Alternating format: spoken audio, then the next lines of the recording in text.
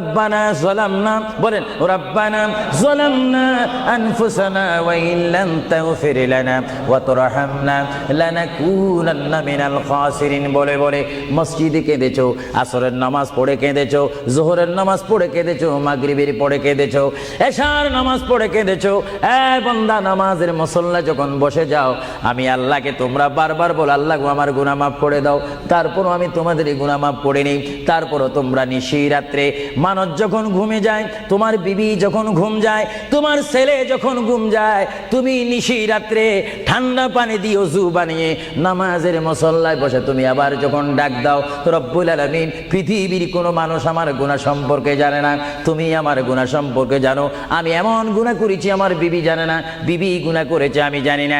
আল্লাহ তুমি সব কিচ্ছু জানো। হে আমার প্রভু, তুমি আমাকে মাফ করে দাও। আমার আল্লাহ বলে, তারপরও যদি তোমাদেরকে আমি মাফ না